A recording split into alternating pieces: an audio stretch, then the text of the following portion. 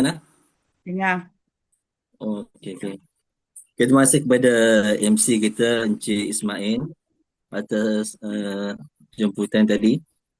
Kali ko di sini saya nak bercerita tentang kali ko nak dari segi testimoni yang melibatkan kes-kes besar ni kebiasaan iaitu kami jarang lah. Tapi kalau saya nak share malam ni lebih kepada testimoni kopi lah. Sebab kami di sini ni banyak berkongsi tentang kopi lah. Sini adalah beberapa senarai yang saya nak cerita tentang kopi ni. Soal yang pertama, ni seorang askar ni lah. Kami panggil dia Abang Mai.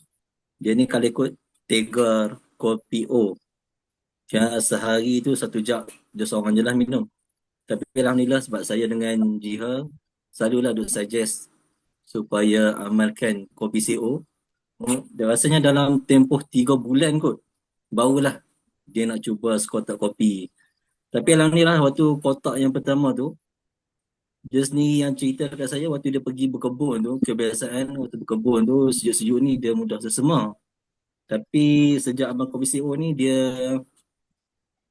rasa badan tu lebih sihat, sesemar tu hilang. Dan dia sendiri mengakulah dia rasa lebih bertenaga.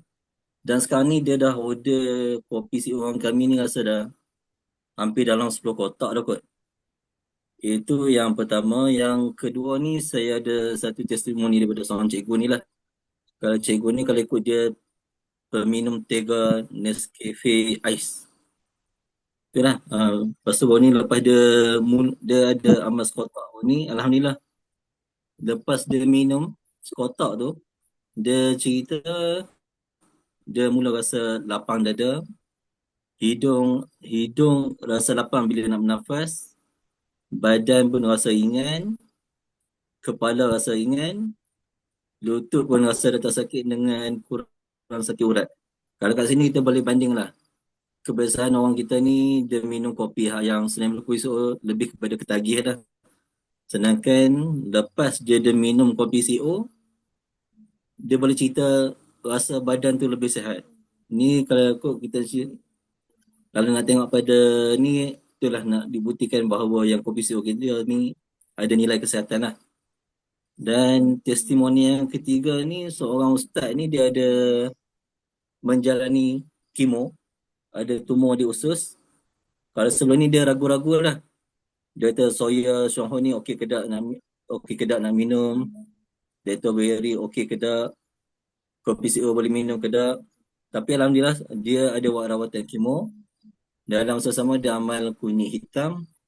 Dan dia pun amal juga kopi CO, Leto berry dengan soya. Tapi Alhamdulillah saya tengok sekarang ni dari segi kalau sebelum ni selepas dia kemo dulu nampaklah susut muka tu cengkung sikit. Tapi sejak dia amalkan itulah ada amal dan lain sekali lah kunyit hitam dan sesama dia amal produk kita lah kopi CO iaitu beri dengan soya. Alhamdulillah saya nampak dia cegah dah kembali bertugas macam biasa. Dan yang terakhir ni berkaitan dengan satu kes ni, orang kampung sini juga dia ada masalah berak berdarah dengan sembelit kronik lah. Lepas kami suggest untuk makan lekto dengan soya, sekarang ni Alhamdulillah masalah tu dah kembali pulih. Uh, Rasanya itu sajalah testimoni yang saya boleh share malam ni.